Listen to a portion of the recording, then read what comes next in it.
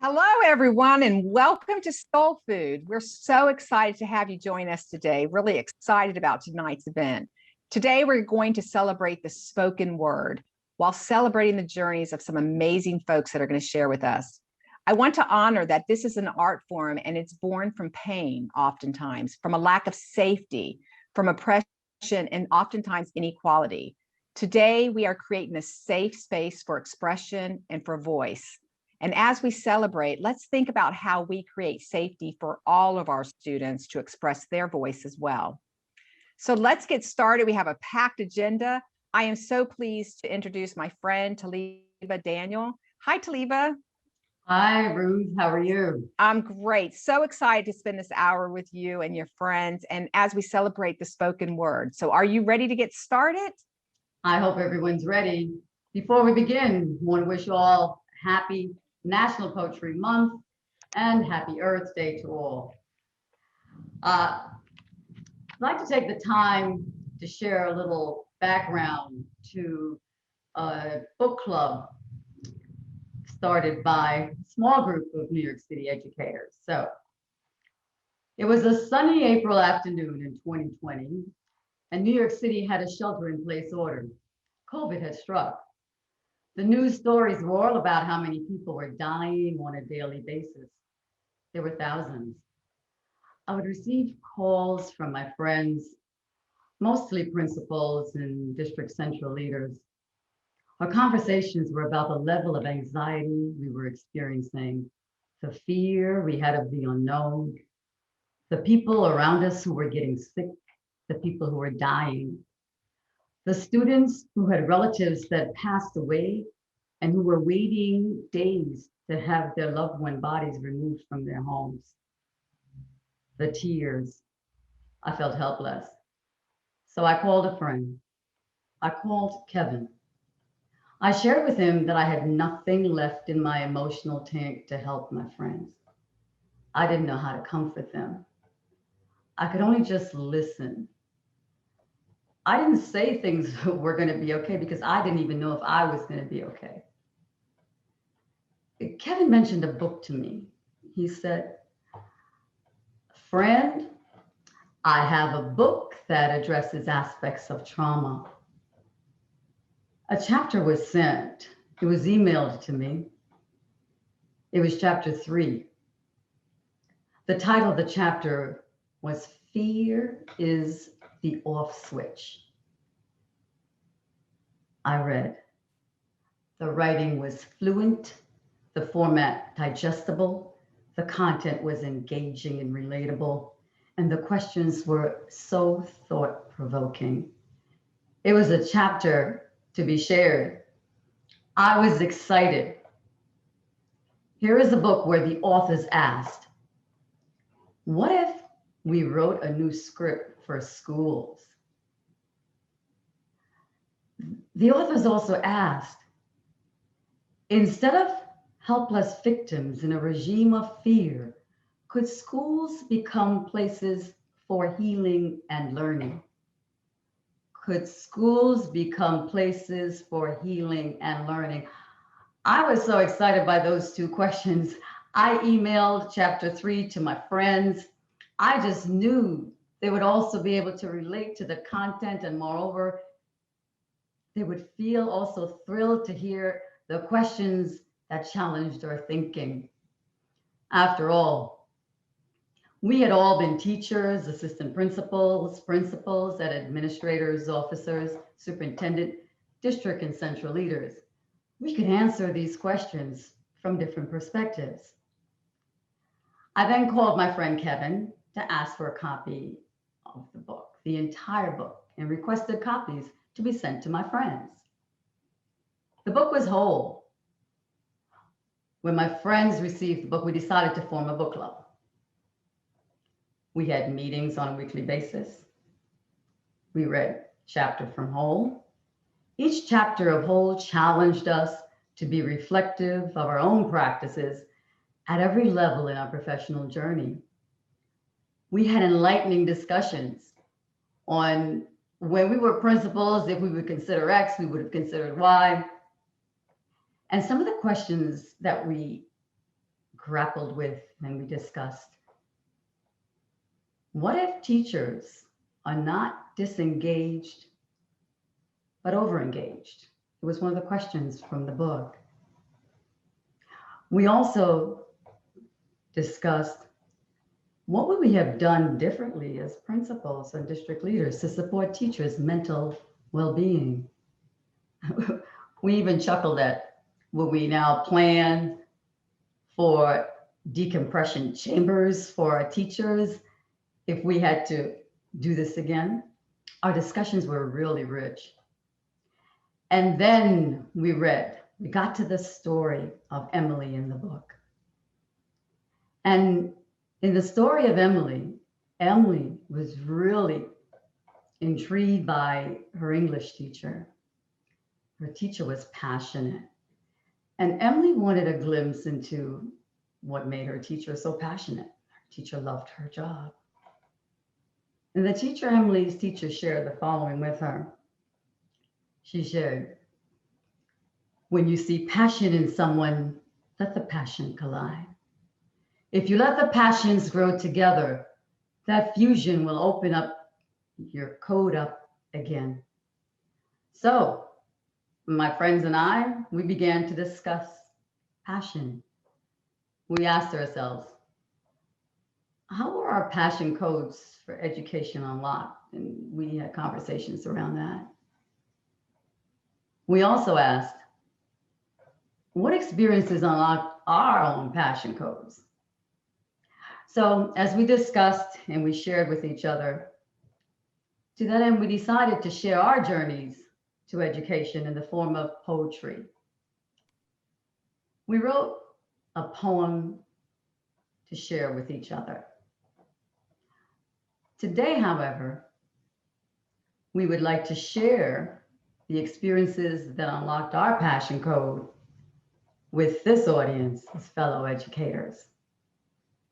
So, if you would allow us to share what unlocked our passion code in education, we would like you to take a listen.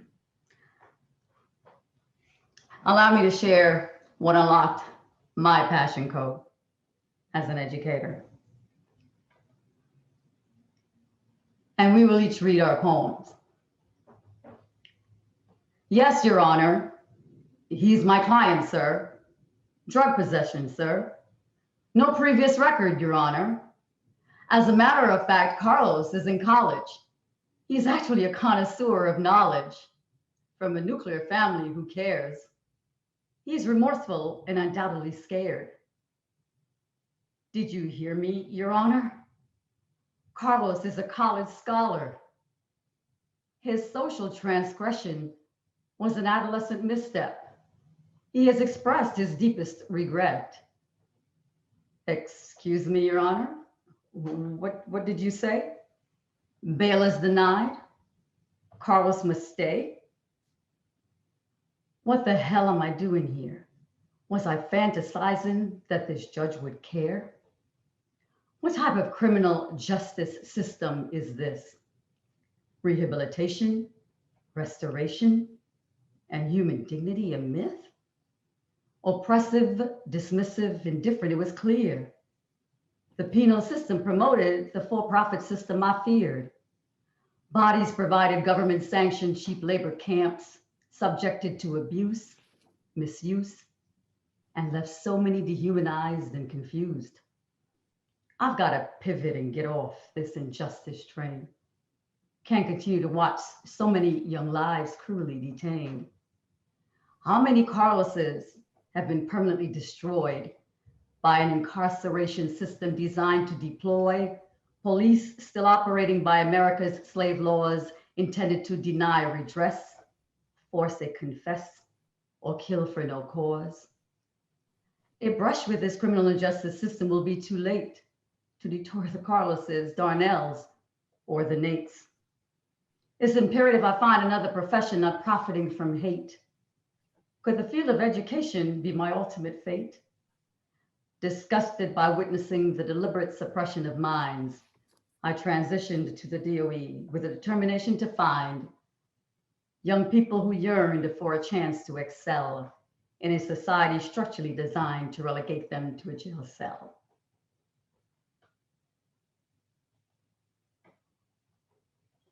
As I shared my passion code, I'd like to introduce you all now to my colleagues, a determined and authentic, a visionary and exceptional leader in education, ladies and gentlemen, Marcella. Thank you very much. My poem is titled The Path. I thought I was a rising star, lighting my path as I walked through the hallways of the hospital, my lab coat shining bright white, rubbing elbows with scientists and Nobel Prize nominees. After all, how did I get so lucky to be part of such an elite group? But I was only a dim star, still eclipsed by lack of purpose, and seeing only shadows on the path ahead. Doubt, uncertainty, disappointment were broken lamps along the way. As I stopped and listened, the legacy of my teaching elders rang in my ears. Nature and nurture became allies, shining a new light on my path and showing me the footprints of my predecessors. As the eclipse passed, I saw possibility to fulfill my heritage as a teacher, to guide the journeys of youth, to spark passion and instill pride in them, to shine a light on their dark paths. But what I learned was even better. My students guided my journey. My students sparked my passion and pride. My students shone the light on my dark path. I was a dim star that became the sun. Thank you.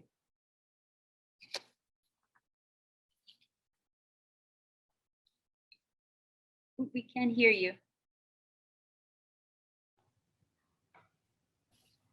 Next colleague, a committed, genuine, empathetic, brilliant leader in education, Deb. Oh, thank you. Good evening, everyone. Rewind, the Bronx, a few years ago. Elementary school, number 2 pencils. I walk in, I walk out. I test well. Middle school, canal jeans, Aquanet hairspray, subways and stolen Marlboros. I test well. High school, Delaney cards, cut cards, Tompkins Square Park, and CBGBs. I test well. College, roommates, slam doors, missed classes, and over-highlighted textbooks. I test well. I am absent. Fast forward, Brooklyn, a few years ago. Class 6-410, September. Uniform clothing, ununiform minds. It is only 10 months. I can do anything for 10 months. Oh, they test me, and they test well. Class 6-410, November. It clicks. We click. It has been 2 months. We learn together. We learn to relax. I learn to relax. We close the door. We laugh. We discuss. We explore. We even laugh now when they test me. And they still test well. 6-410, January. Routines, rituals. We start to become. We grow in the same directions. We close the door. We laugh, we discuss, we explore. It has been 5 months. There is no contest. We've stopped keeping score. We don't need to. 6-410, March. My students tested well. We are all briefly celebrated. But we know that what we have created in 6-410 is beyond measure. We are beyond measure. We close the door, we laugh, we discuss, we explore. We are all present. Thank you. Thanks, Deb. An inspiring, sincere, dedicated, extraordinary leader in education, my colleague Ernestine. Thank you. My poem is titled, Know That You Know. After all, your superpower activates when you know that you know that you know.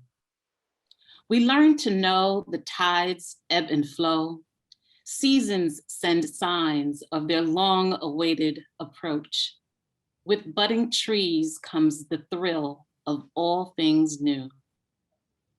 My walk through the wind and waves of the world, warm and whistling ways from the wise, yet wicked and warped lessons learned from my own folly. It was corporate America where I found my first hooks. Reconcile the books, audit the books, and nobody goes home till everybody closes the books. Repeat. And you know what? For me, this can't be how I eat. I found my second wind with young learners. Now at every whim, I can open every book. Take a look, take a look, take a look. I just read the greatest book, the chant in my elementary classroom. Back in the day, I waited for the corporate car service after 9. I now rewardingly serve those young learners at age 9. From my start in education, they nicknamed me Super Sub Sweeting. She shows up, shows out, and no matter what, she comes back. I didn't know. They gave me the so-called tough classes. Tough classes? Is that what we call our children? Tough class? Talk about when you don't know what you don't know. I used to know that when things got tough, the tough got tougher. My walk is grounded in a belief from an old hymn that says, may the work I've done speak for me.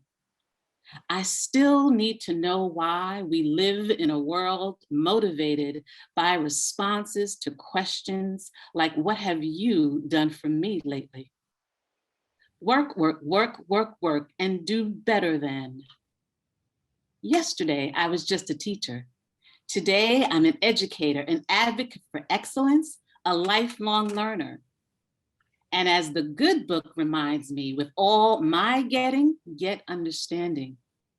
You want to know how I unlock my passion code? It's in the power of when I know what I know, what I know. Thank you. Thank you, Ernestine.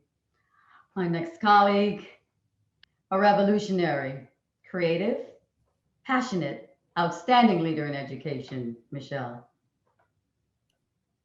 Good evening. So I'm going to perform my rap, Reclaiming the Narrative. Whose story? My story. Whose story? Our story. As I search through the valley, I can't see.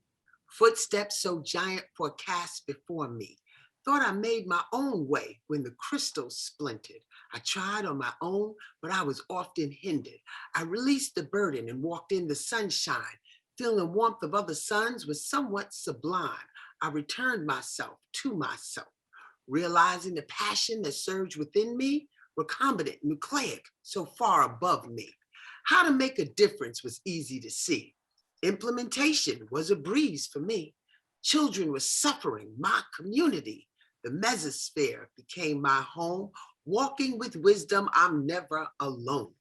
The work became my master, trying to get it right. Success after success, but always a fight. I tried so hard, and I was always right. But why the angst? Why the anger? Why the sacrifice? I tried and tried to carve out a life, never balanced, fulcrum always to the left. The work became intense, feet to the fire. I came out on top, all were inspired. Collaborative work once again reigned supreme, saved by yet another queen. Reflection and impact kept me up at night. Once again, I took on a new fight. Highly effective became the call. Cheers and shout outs from one and all. The shadows got darker, but footsteps more shallow. The weight of the task surged through my marrow. Changing outcomes, a data crime scene. But now I'm positioned to challenge the whole scheme. Thank you, Michelle. So the collision of our passions as educators have evolved into what we now call the Passionate Educators Project. So we've created a space in which we're inviting fellow educators to join us in sharing what ignites your passion as an educator. You can do this by now visiting our website, passioncodegyc.com. Click on Join Us, where you can submit your poem or short narrative as we continue to build an education community of learners. And we're also asking any authors to visit our website and click on the call for authors and tell us why we should read your book and recommend it to our professional network of New York City educators. Perhaps your book or article could be the next on our book list. Wow. Thank you, T. Thank you all. Just a round of applause. And feeling safe to be able to share this. As I said in the beginning, it's always wonderful to hear the voices, and each of you had different experiences, but it came across just so passionate, and just that's probably where you call the passion code. Beautiful. Thank you so much for sharing, and really appreciate that.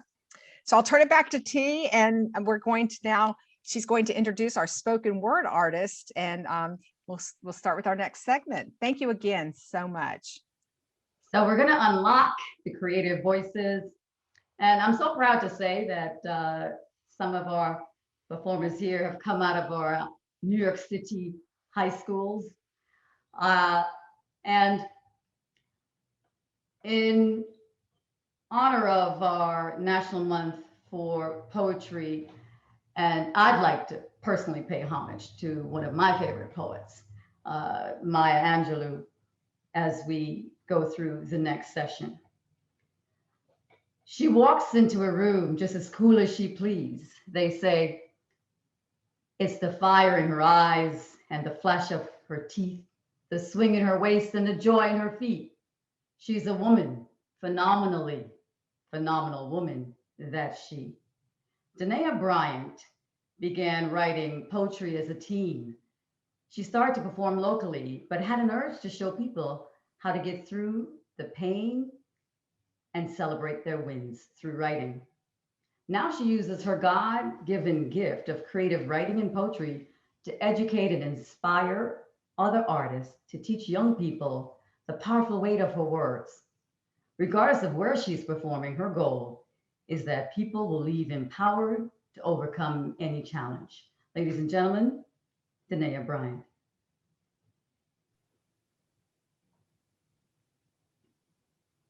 Just another day. Bloody red, tears turn lava, crimson rage, embers of brown anger. Fires are burning everywhere, especially in souls. Emotions reach the point of boiling, buildings fall to the ground. Black bodies lie lifeless on concrete, on camera, and that ain't no evidence. So only one of these situations will end up with consequences. It can't say I'm surprised though.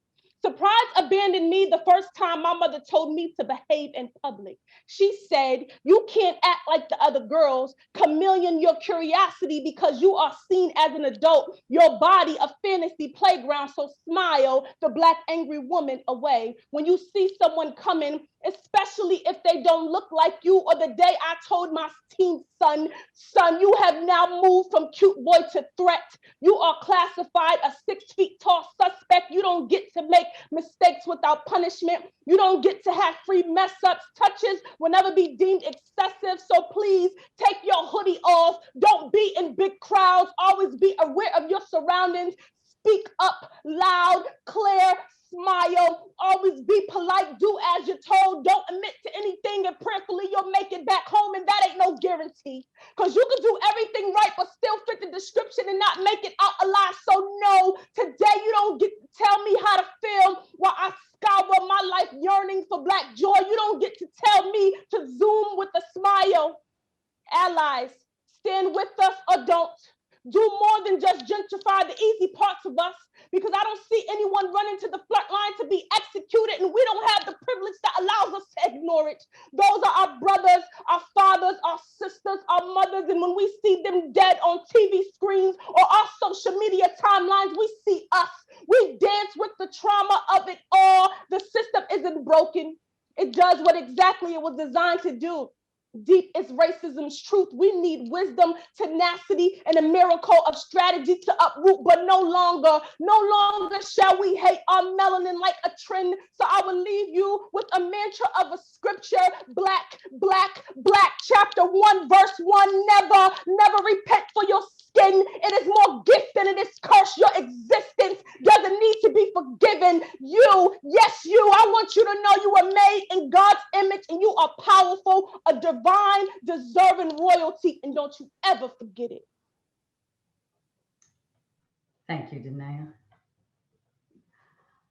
People have wondered why they can't touch her inner mystery. I say, it was the arch of her back, the sun of her smile, the ride of her breast, and the grace of her style. She's a woman, phenomenally. Phenomenal woman is she. Jaylene Clark Owens, an Othello and Barrymore award-winning actress, a highly acclaimed poet. Harlem's Jaylene received her BFA in acting from Ithaca College. She is a member of the Wilma Theater resident acting company, Hot House. Jaylene is the recipient of the 2019 F. Otto Haas Award for an emerging Philadelphia theater artist. As a spoken word poet, Jaylene has competed in the Apollo Theater Amateur Night competition, in which she won first place for her spoken word poem, Soha. Her debut book of poetry, Afro-Poetic, is now available on her website, JayleneClarkOwens.com. Jaylene aims to captivate, motivate, and educate through her poetry. Ladies and gentlemen, Miss Jaylene Clark Owens. Hi everybody. Thank you so much for having me. My name is Jaylene Clark Owens, and this is actually not my voice. This is not my normal register. This is a choice. This cadence creeps unconsciously into my vocal box cavity, and all of a sudden my voice begins to lift, wraps up my vocal cords and presents them to you like a gift, making my voice higher and sweeter, thus more pleasing to your ear palate, instead of rough, harsh sounds that play on your eardrums with a mallet. Yeah, this is not how I would normally sound. Wow, I didn't even realize I was actually trying to hold the real me down, to suppress me so that you can trust me. I wonder if my voice is so high you can't hear the irony. I do it automatically. I just pop this voice in without thinking. The same way you would pop on a life vest if you were sinking. It saves me from being too Harlem, too deep, too Black. But girl, you was all of that. This voice is too flat to be left sitting in the cut like a cul-de-sac, waiting for a friend, a family member, your cousin. Why can't the voice you use with an employer be the same one you use with your husband? Because as a woman, we are conditioned from birth to be meek, taught that the man should have the most strength, so we even make our voices weak. Because as a Black person, we are taught from birth to be non-threatening, so we quiet the bass of the African drum that strums our vocal cords until the silence is deafening. Because as a female who is Black, we're labeled angry Black woman, and even when we're not, we get the name even still. So we Kenny G our Louis Armstrongs until we sound tranquil. Like a tranquilizer gun, temporarily sedating your true self so you may be easily handled. True self on mute, but this voice matters too. Hands up, don't shoot. This voice has roots in New York City. It's gritty, knows that life is not always pretty, but it is ever beautiful in its boldness, never drowning in self-pity. This voice is indicative of where you are from, but that should have no relevance because your home of Harlem should not be indicative of your level of intelligence. Habitually, we are taught that our Blackness cannot enter white spaces without a code, without code switching. Without it, their minds would be glitching, trying to compute our vernacular, but this voice is spectacular. It is the purest form of your articulated thoughts, like rainwater after impurities have been vaporized. That other voice is not the real thing, just poorly plagiarized you, universalized you. Stop treating your voice like the cat that disappears when company's around, boo. But I know you feel most vocally comfortable when you're around your best friends. Finger waves become commas, and claps encapsulate words like bookends.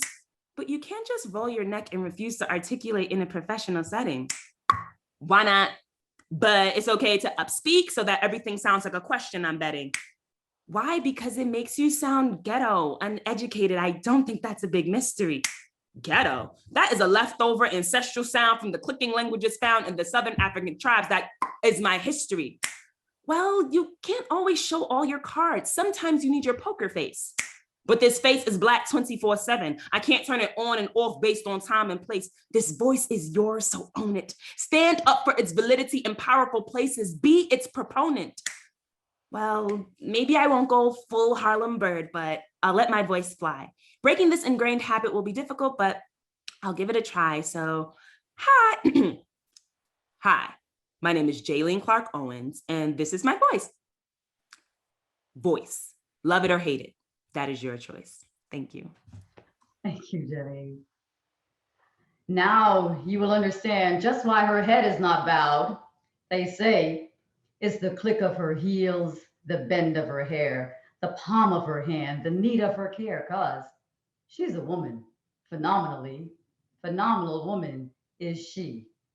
Maya Imani has graced stages across the country with inspiring and thought-provoking performances of original works. An insightful artist, Maya has been known to move audiences to take a literary journey with her through a social conscious lens. A political science graduate from North Carolina State University, one of Maya's artistic accomplishments include being the selected spoken word artist to present at the unveiling of the Maya Angelou Forever Stamp. Passionate about her artistry, Maya has earned her place among the celebrated artists to emerge from New York City. Ladies and gentlemen, Ms. Maya Imani.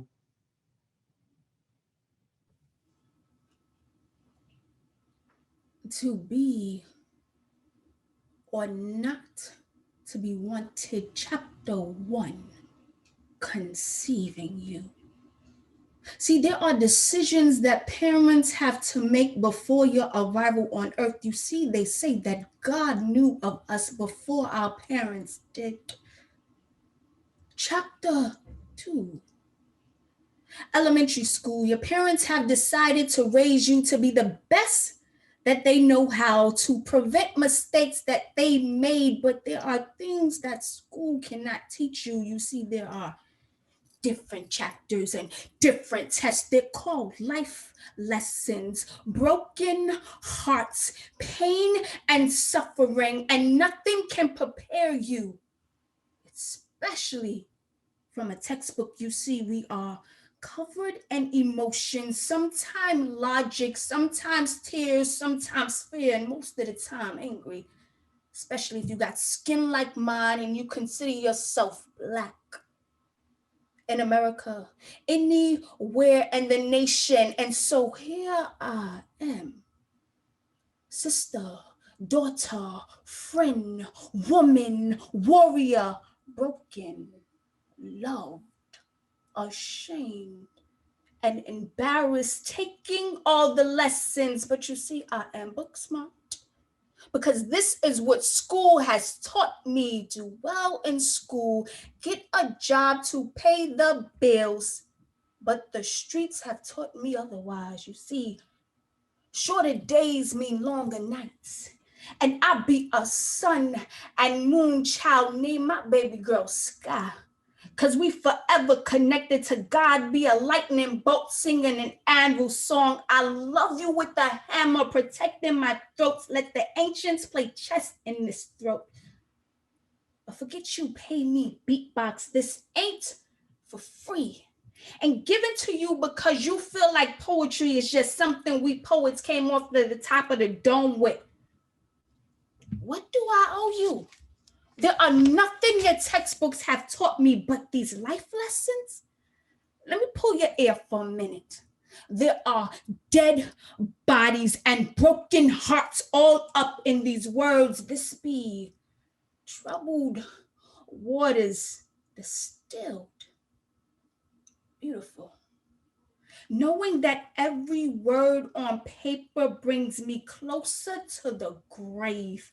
Every moment I tell the truth brings me closer to some sort of healing, but it still can't get the right convictions in the court of law. To the man before you, I say, maybe you can't handle the truth in this poem. I think it's fair I tell you that there's something in your spirit that you may not be able to sit with, like maybe step outside of yourself. Things that only life can teach you, like stop keeping people with bad intentions in your circle. Ain't nothing they will do you will miss, like make a stranger smile. Just because having them smile makes your day better, makes your life better. Like, stop trying to get people to love you the way they want to if they show you the way they love ain't for you. Leave we fall. Leave we fall, demanding, asking, begging for equality and respect from people who have no intention of giving it. It is not something you grow into. It's a decision. You might not want to hear this poem. Not sure if you can walk with its responsibility. The gypsy with rolling eyes says, I write like I've been here before, and I tell him because I have. I know what the sun did in its past life, how he used to run with the shadows.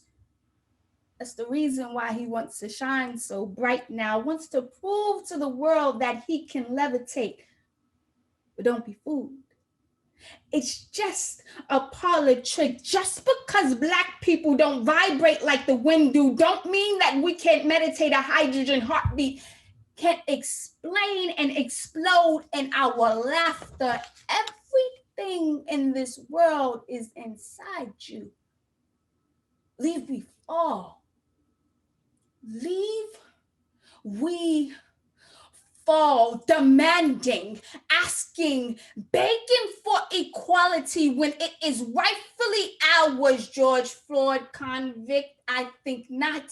Just a man whose neck was held down in the ground, but there are no books that can prepare you for those type of roots, and yet we stood to be his branches.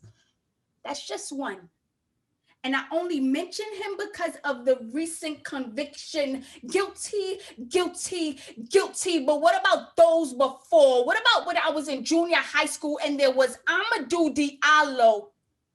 What about the recent 15-year-old girl just asking for help? Leave we fall, leave we fall, leave we fall. Here I am with a BA in political science, and it still ain't catching my fall. Here I am working in a hospital, hoping to heal people, but it still ain't catching my fall. But here I am, walking the streets with those surrounded by me, wondering what they are thinking of me. You see my melanin, be it light or dark, we are people. Leave we fall. Leave we fall. Textbook close. Chapter 1, Life. Thank you, Maya. What makes him bold? His birthright. What makes him capable? His genius. What makes him authentic? His veracity. What makes him triumphant? His bravery. What makes him exceptional? His ability to inspire. Tariq Robertson is a writer, poet, spoken word artist, and full-time teaching instructor at East Carolina University. He's also a graduate student, doctoral candidate, and teaching fellow at the University of North Carolina. His research focuses on fictional representation of illness in Black queer men, primarily the work situated in the text of Ralph Ellison and James Baldwin. He is the author of a chapter on masculinity in Invisible Man that will be included in the forthcoming critical anthology, Ralph Ellison in Context, in the fall of 2021. Robertson earned both his bachelor's and master's degree from North Carolina Central University. Ladies and gentlemen, Tariq. In the middle of filing her nails, she remembered her sister's face. The long, smooth indention of skin where a man had once cut her out of anger for not knowing her place. It almost looked like an eel, she thought. Love is a scar you don't talk about. In her dreams at night, she stirred hominy and always stood close to the stove for safety. It was the only warm thing between them anymore. A week ago, everyone heard of a woman who put her grits to good use, and in doing so, invaded all her sister's dreams. In her head at night, she was sassy, and her mouth never closed for fear or shame.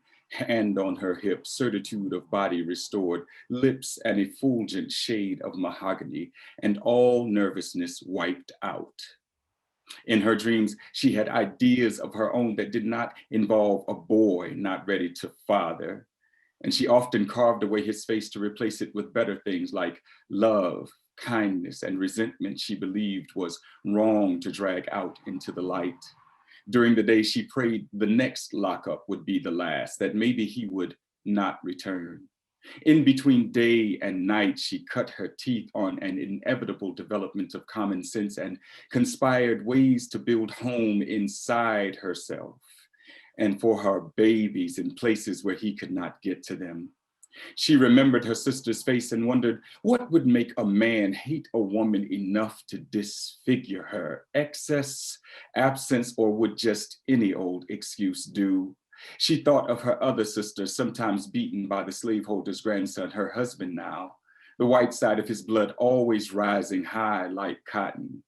We in high cotton now, they used to say. It was a place to hide for men or women because no one held people like them in their field of vision for long. High cotton girls. It was not plausible to believe their mother had been beaten because their father had been too tender for that, and she knew the shame of a tender man had sent her running in the wrong direction to one with hands made of brick. But she wondered, where did all the sap of a woman who had never known these kind of men run? Had the beatings of her great-grandmothers congealed somewhere in the blood over and across that one preparatory generation, but ready by the time she and her sisters arrived? Where did it come from? How had the steel skipped their father?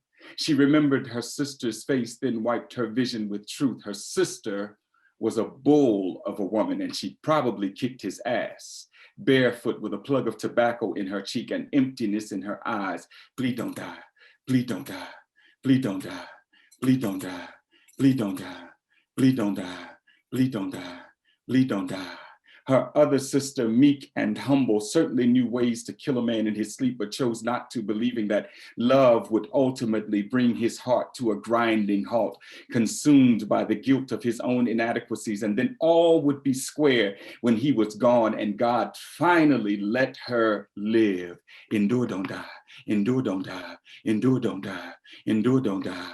endure, don't die, endure, don't die, endure, don't die, endure, don't die.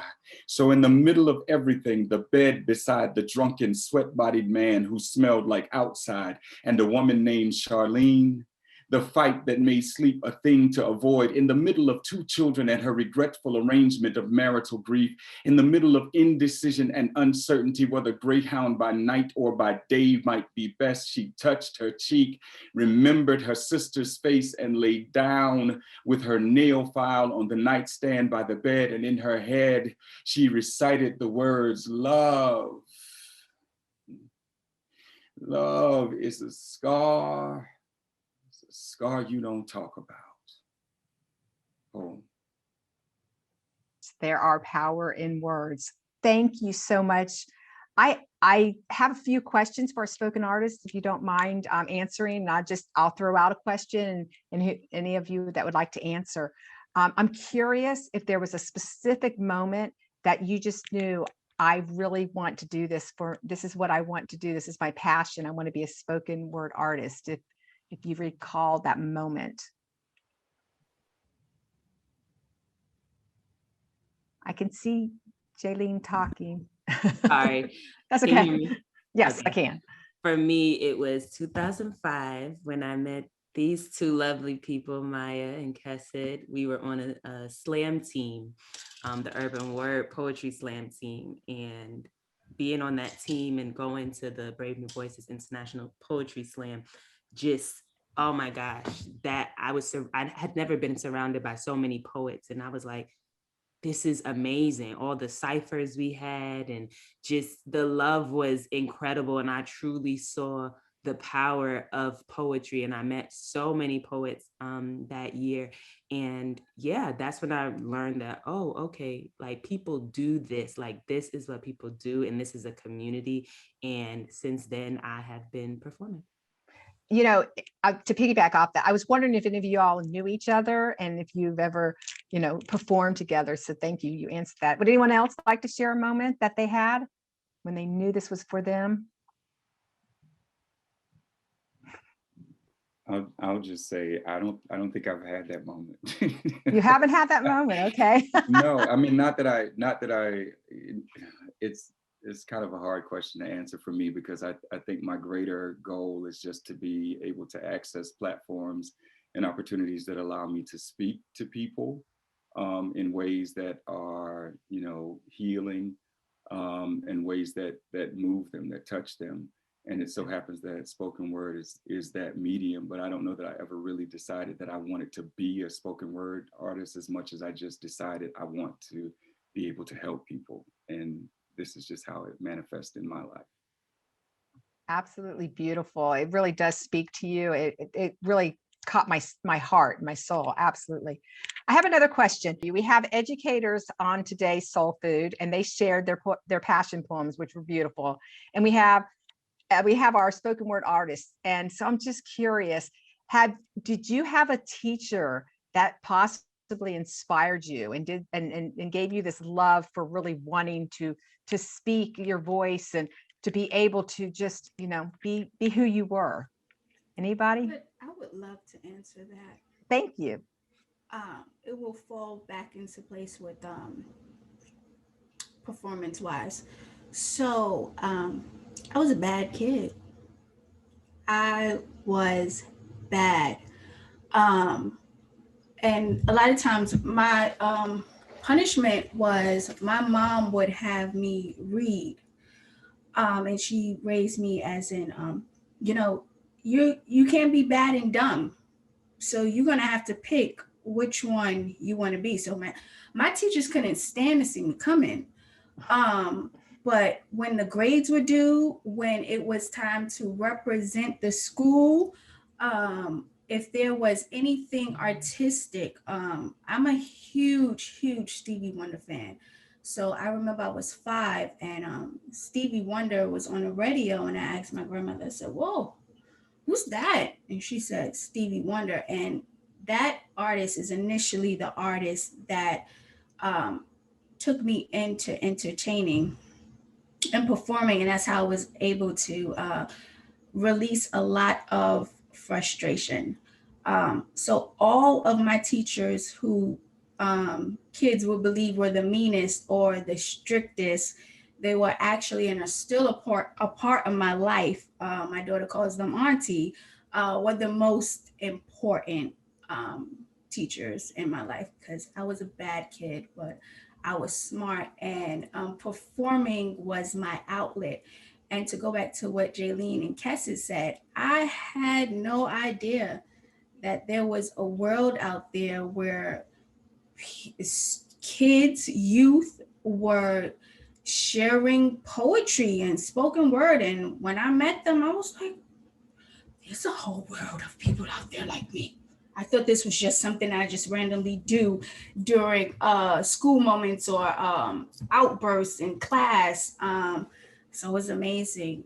But all the teachers who the students believe were the meanest, were the strictest, were the roughest, they are still a part of my life till this day. I That just want is to say beautiful. real Go ahead. quick that my 10th grade year was very traumatic. So I was dealing with like foster care and being separated from my siblings, and I started like acting out. And I remember my math teacher, she would see me write, and she actually read some of my stuff, and she was the one that encouraged me to like publish it. But I was so afraid, so I like published it anonymously.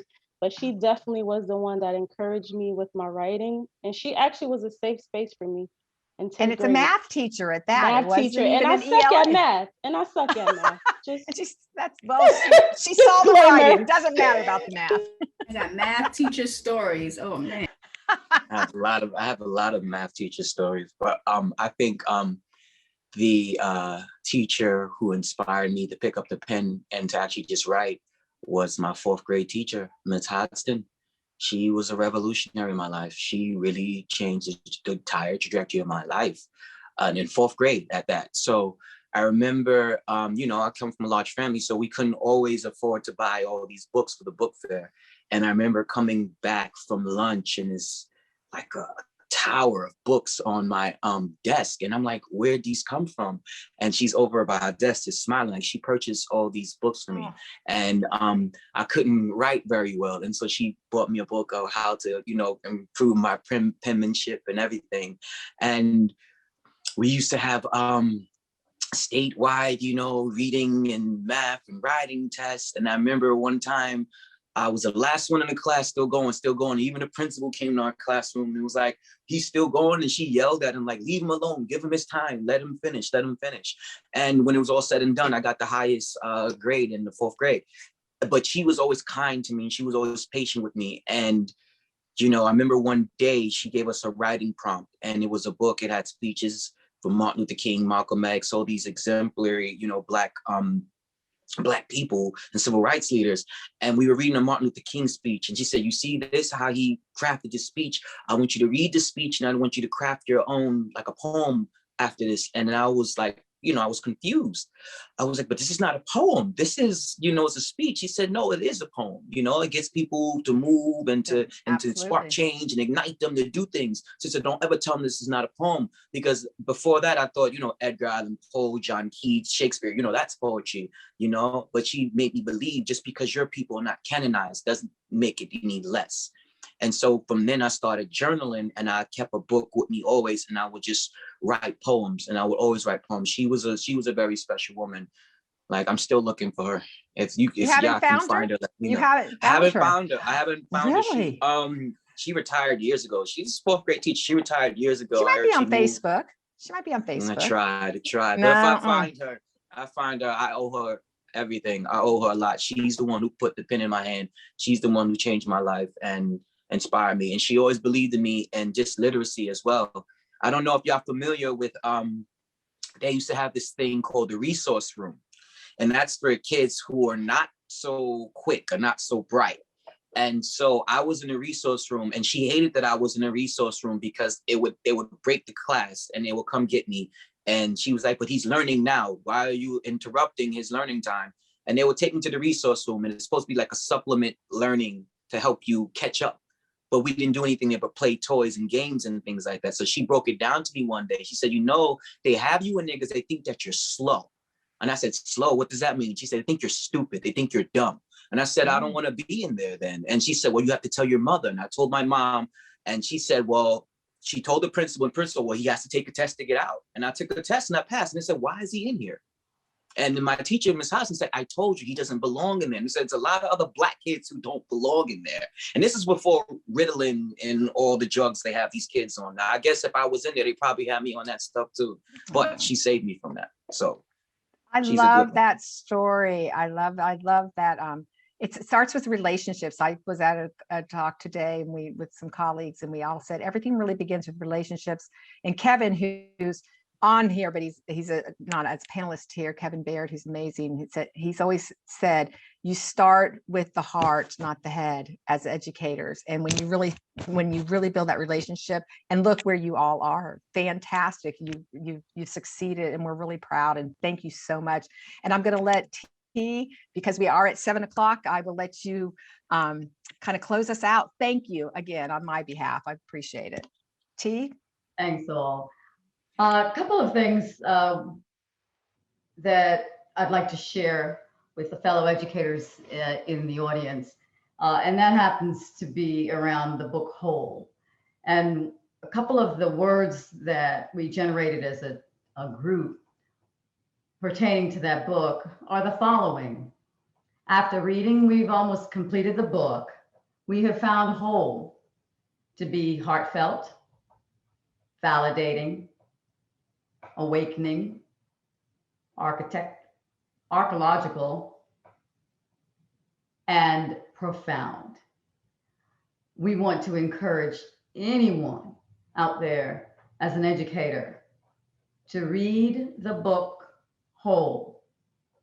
It is indeed a book for the educator's soul. And since I'd like to continue paying homage to one of my favorite poets, I want to close out this evening with one of Maya Angelou's favorites saying, and she's cited, I've learned that people will forget what you said. People will forget what you did, but people will never forget how you made them feel. Ladies and gentlemen, we hope you all felt really good about the performances today. Thank you.